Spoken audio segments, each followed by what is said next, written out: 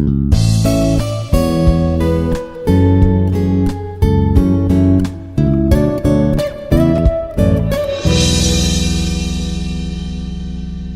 everyone, this is Manohar Reddy, Department of Cybersecurity, Institute of Aeronautical Engineering. Today I am going to explain you the concept of PGP services. PGP services. So in the previous session, we discussed about the introduction of PGP and what is meant by PGP. So how does it works for the sending security mails?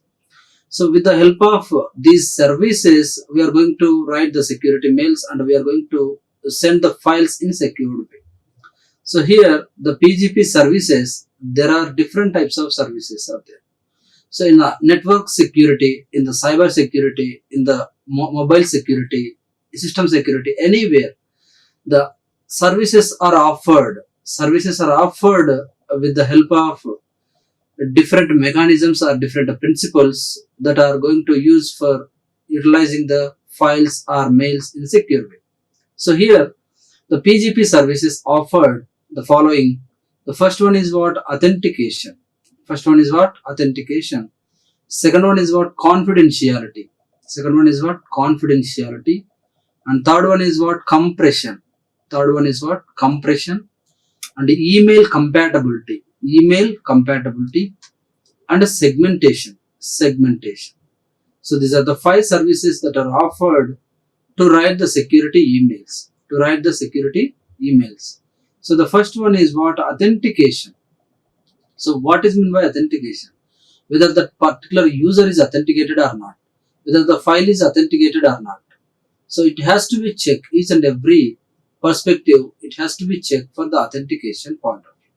So here you can see the authentication, a digital signature, message encryption, compression techniques, email compatibility, segmentations.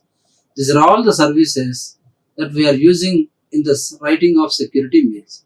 So here the first one is what? Authentication. So the authentication is nothing but the process of encryption or decryption of the data which is providing with the help of secure way. Which is provided with the help of secure way. So whether the particular user is authenticated or not, whether the particular data is authenticated or not. So if that data is authenticated or authorized, then only it is permitted to send the mail or send the file. And confidentiality. So by providing some set of encryption keys or decryption keys, you are able to keep your file is to be secure, so that no one can able to modify the content of the file. No one can able to modify the content of the file. And the compression is also one technique which is used to reduce the size of the file or reduce the size of the mail. So when you are forwarding the mail to other hosts or other systems, if that mail is not compressible, in the sense the mail has to be exceeded the size. The mail has to be exceeded the size. So the mail has to be exceeded the size. Because of that, you are not able to send that mail. So that you can compress that file. You can compress that file. And email compatibility. So checking that email compatibility, whether the sender mail ID is correct way or not, or received mail ID is correct way or not. The mail has to be compatible. The mail has to be compatible. If someone writes a mail like 123@abc.in and someone write at 123@abc.in, so there is a difference between writing the mails also. So checking the email compatibility is also very important to forward the mails. So email compatibility is one of the service that you can utilize for the security way of writing the mails. Security way of writing the mails. And segmentation. So dividing the large message into sub messages. Dividing the large message into sub messages. When you are forwarding the mail, automatically the mails is going to be divided into parts. Mail is going to be divided into some subparts. That parts are nothing but segments. Because of reducing the size, we are going to do the segmentation process on the file or mails. So because of all these services are offered, so that user can able to send mails in secure way. send mails in secure way. So here we can see the what are the different services or functions, and to offer the services what algorithms we are going to use, and if we use that algorithm what description will follows, we'll see. So to make that authentication or authorization, we have to do the verification on the digital signature of the file or mail. Digital signature. Digital signature function is very important for authentication and authorization. So here, to do this digital signature process, different types of algorithms are used. Different types of algorithms we use. So there, one algorithm is what DSS or SHA. So DSS stands for Digital Signature Standard, and SHA stands for Secure Hash Authentication. Secure Hash Authentication, or RSA. So RSA is a reversed semi-addlement. Reversed semi-addlement is one type of algorithm, and SHA. So these algorithms used for making the mails or making the digital signature with the help of authentication or authorization. So what is the description of this? Is a hash code of a message is created using this SHA-1 algorithm. This message digest is encrypted. This message digest is encrypted using DSS or RSA with the sender's private key and included within the message. So this message has to be encrypted using DSS or RSA algorithms with the sender's private key. So to do the encryption process or decryption process, we have to use the both private key as well as public key. We can use both keys. So both keys are nothing but private key and public key. We would use. And message encryption. So message encryption, here there are some ideas like cached algorithm or IDA algorithm or triple dash algorithm with a Diffie-Hellman or RSA. So we are using, to do the encryption process, we are using all these types of algorithms. You can use either cached algorithm, either IDEA, either triple dash algorithm, or with a Diffie-Hellman algorithm or RSA. So the description is what? A message is encrypted using cached 128-bit or IDEA or triple dash algorithm with one-time session key generated by the sender. One-time session key generated by the sender. The session key is encrypted using the Diffie-Hellman or RSA with the recipient's public key and included within the message. Recipient public key and included within the message. So the message is encrypted using the cached 128 or IDEA or triple dash with one-time session key generated. So one-time session key, random session key, we already discussed, right? So with the help of this random session key or one-time session key, the sender generated that keys and sender encrypted the file. The session key is encrypted using this Diffie-Hellman or RSA with the recipient public key and included with the message. And the next one, compression. So compression, for what? For compression, we can use the algorithm like zip algorithm. So here a message may be compressed for storage or transmission purpose. So some of the mails are not allowed to send the file sizes more than so and so MB, more than 25 MB or more than 30 MB. Some of the mails are supported up to 50 MB or 60 MB. So to do that, we have to do the compression process. And the email compatibility. So email compatibility with the help of radix 64 conversion. We are using radix 64 conversion algorithm. So to provide transparency for mail applications.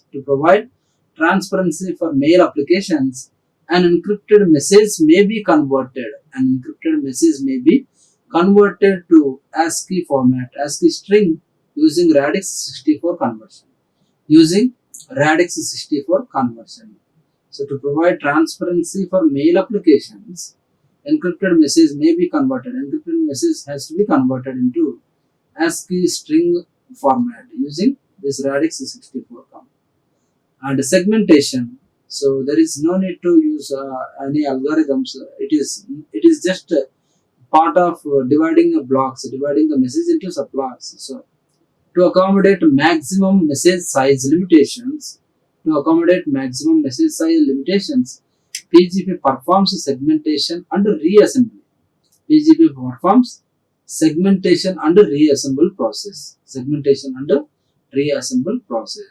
So these are all the different type of services that are offered in the PGP.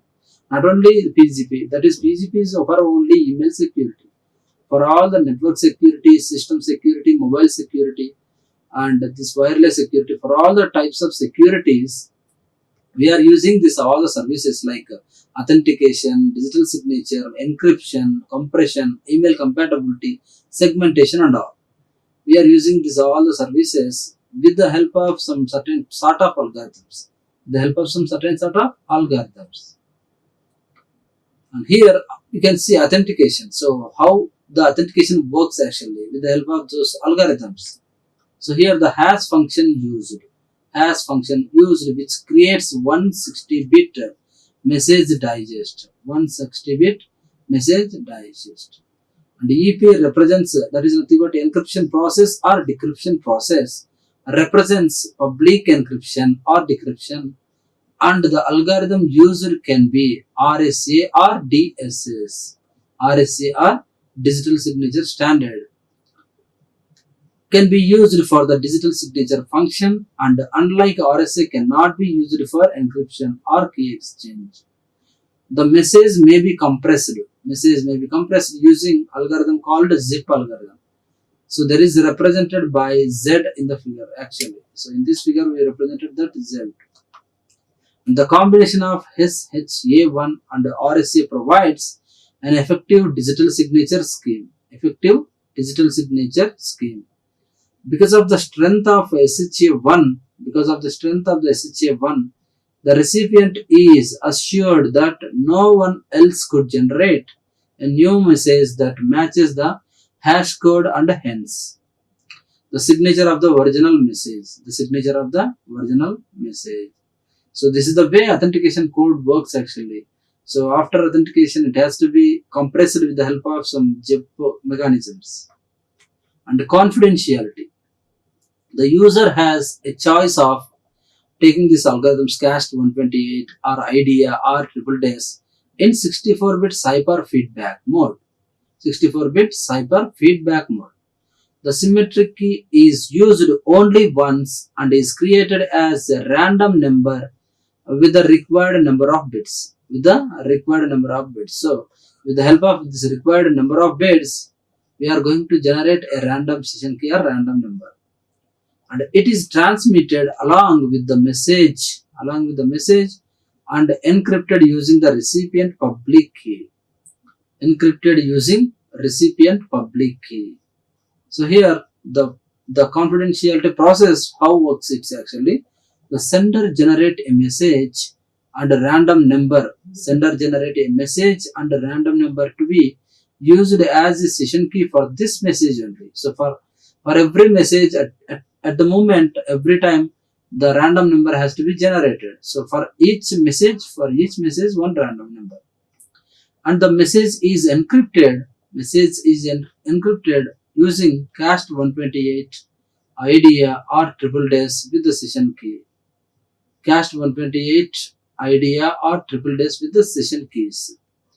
And the session key is encrypted with the RSA. Using the recipient's public key and is prepended to the message.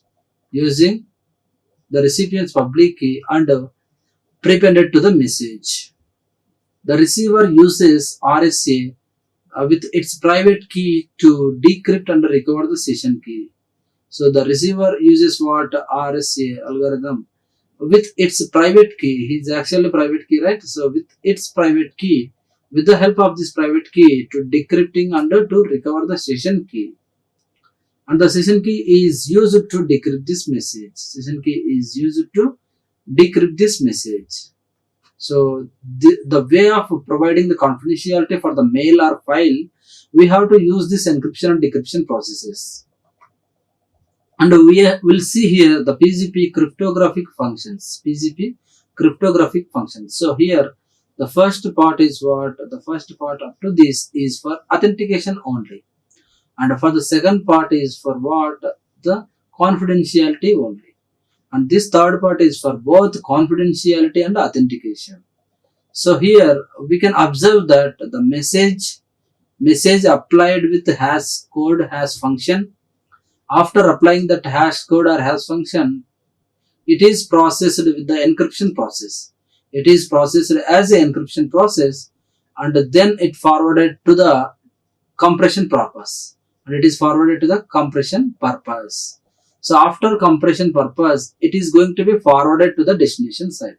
It is going to be forwarded to the destination side.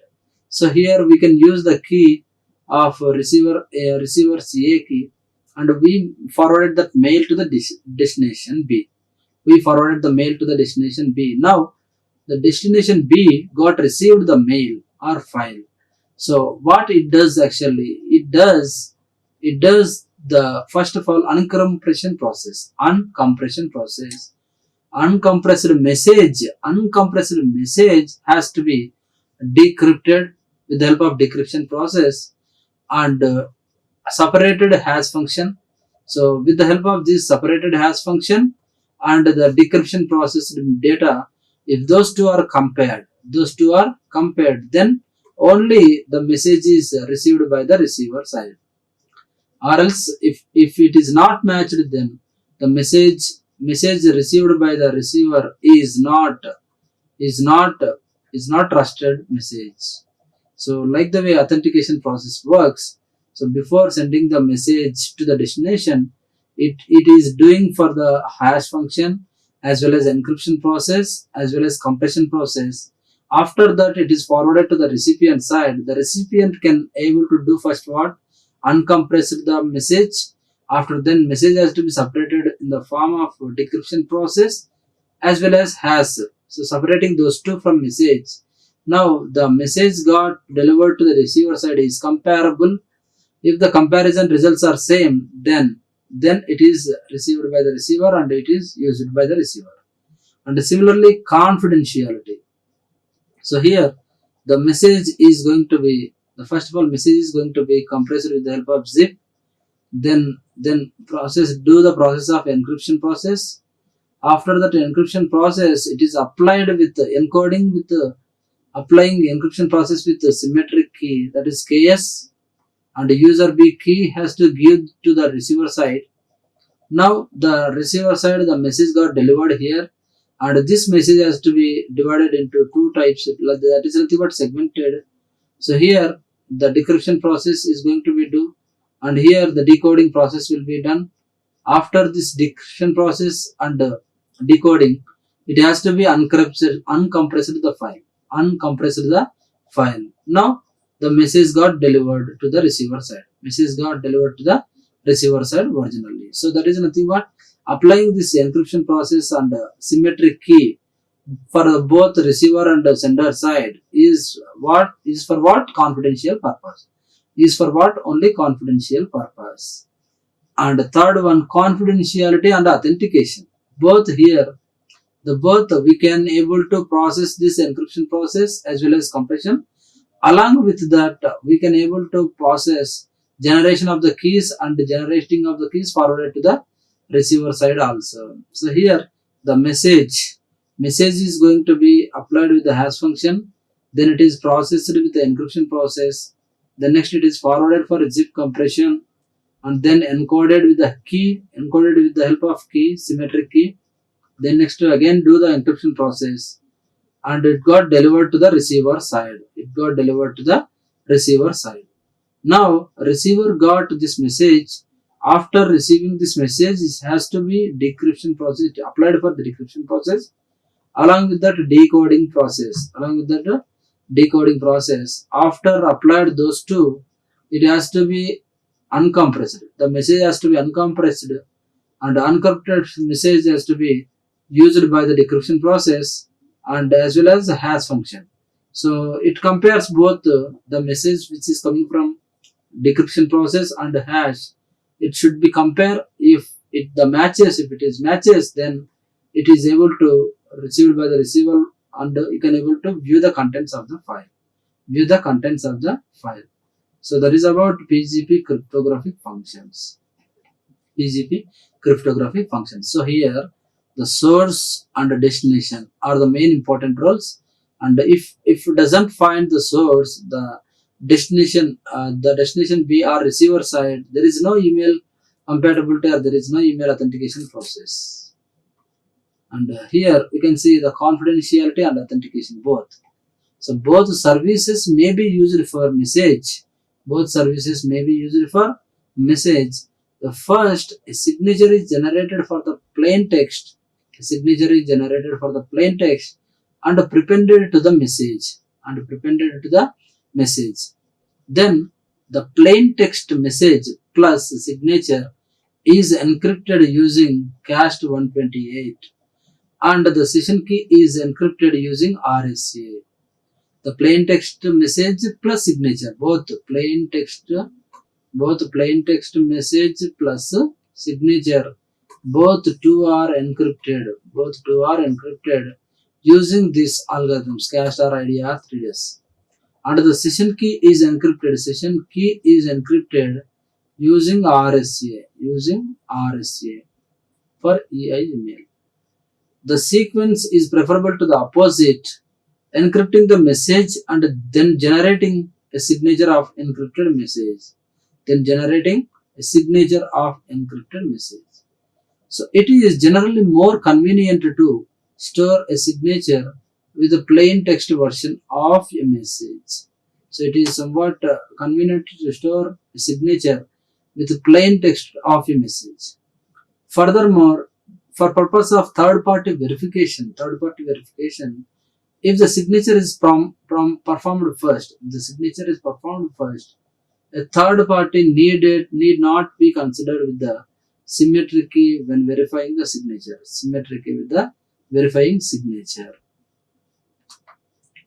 And the compression process.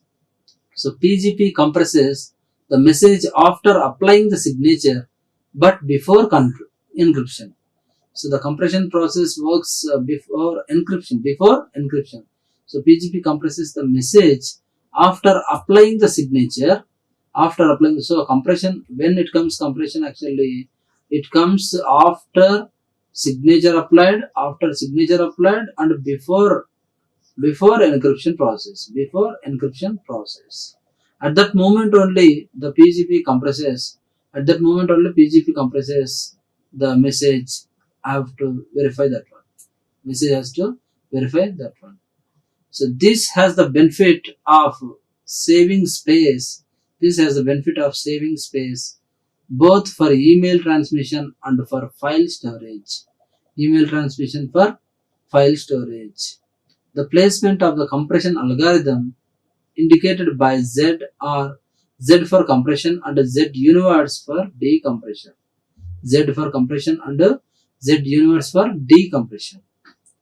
The signature is generated before compression for two reasons. So signature is generated before compression, two reasons. So what are those two reasons actually?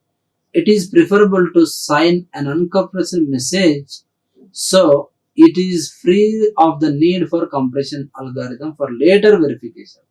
So before compression, if it is signature is generated before uncompressed it is generated, then it is a problem for verification.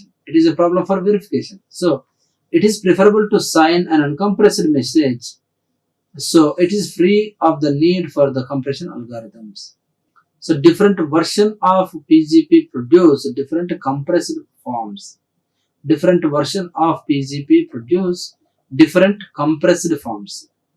Applying the hash function and the signature after compression would constrain. So that is one condition. So all PGP implementation to the same version of the compression algorithm.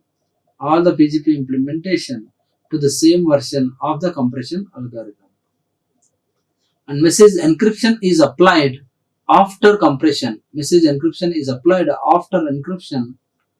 after encryption to strengthen cryptographic security. To strengthen to cryptographic security. Because the compressed message has less redundancy. Because compressed message has less redundancy than the original plain text, cryptanalysis is more difficult. Cryptanalysis is more difficult. The compressed message has less redundancy than the original plain text. Then it is very difficult to analyze the crypto problem. The compression algorithm used is called as zip, which is described in the recommended text. It's described in the recommended text.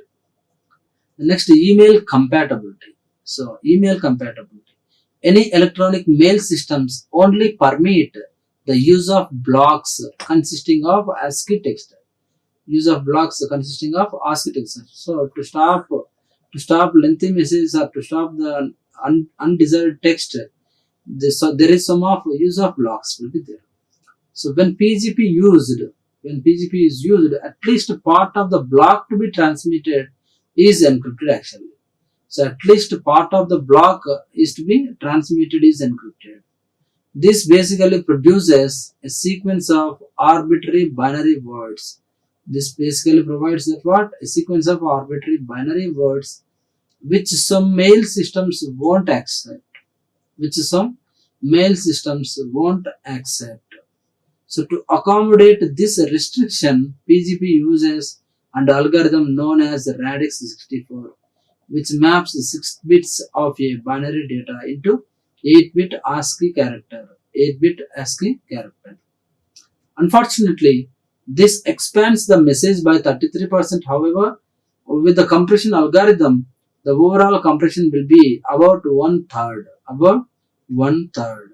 So it has to be checked for each and everywhere if the email compatibilities or email conversion is possible or not. Email conversion are possible or not. Segmentation. So here, email facilities are often restricted to a maximum message length. Restricted to a maximum message length. For example, many of the facilities accessible through the internet impose a maximum length of 50,000 octets. 50,000 octets. Any message longer than the must be broken up into smaller segments. Broken up into smaller segments, each of which is mailed separately. Each of which is mailed separately. So, exceeded than this type of length, it has to be broken up into smaller segments, and each of which is mailed separately. So, to accommodate this restriction, PGP automatically subdivides a message that is too large into segments that are small enough to send via email. Enough sent to mail. The segmentation is done after all other processing, including Radix 64 conversion. Thus, the session key component and signature component appear only once. Session key component and signature component appears only once at the beginning of first segment. At the receiver end, PGP must strip off all email headers and reassemble the entire original block before performing the steps. So at the receiving end, PGP must strip off all email headers and reassemble them. So there is nothing but stripping and reassembling, segment and reassemble all the entire original block before performing the steps. And here you can see the generic transmission diagram. So here X is a file which is digitally signature verified or not, whether it is signature is required or not. If yes, then generate the signature using some digital signature algorithms. If no, then do the process of compression process. After compression the process, the confidentiality is required or not. If yes, that means writing the mails are security or not. If yes, then encrypt that file or encrypt that mail using this encryption key. If no, then convert it into Radix 64. That is nothing but conversion process, compression process. So this is the way generic transmission diagram. And here reception, after getting this conversion of Radix 64 bit, it has to be decrypted So if it doesn't have any confidentiality, it doesn't require any confidentiality, then it is processed for decompression purpose. It is processed for decompression purpose. If confidentiality required, then use the decryption key, use the decrypt key, then use the decryptor key and decompress it. Decompress it. After decompressing that one, if the signature is required or not, check it once. If signature is required, then strip signature from X to verify signature. If signature is not required, then leave it to the mail. So this is the way generic reception diagram works for the sending mails and receiving mails. So this is all about the generic transmission diagram and reception diagram. We'll revise once again what we discussed in this session actually. So here the session is about PGP services. So there are 5 types of services: authentication, confidentiality, compression, email, compatibility, segmentation. So all these services are used with the help of some algorithms and the description. So digital signature using with the algorithms, message encryption process is with algorithms, compression is with zip algorithms, and email compatibility is also with the Radix 64 and segmentation process. So all these services, authentication way, confidentiality way, and here you can see the cryptographic functions for both authentication and confidentiality. Along with that, both confidentiality and authentication process. And here the compression techniques, algorithms, email compatibility, and segmentation process. And here the generic transmission. So transmission of the mail before sending mail to the receiver side with the security, without security, with a signature or without signature. So that the signature is required before compression and the confidentiality is required after compression. So signature is required before compression, encryption is required after compression. So that is the same way for both sending and receiving mails. That's all about PGP. That's all about PGP services under transmission diagram under reception diagram. Thank you all. Like, share and subscribe. Hit the bell icon for more updates.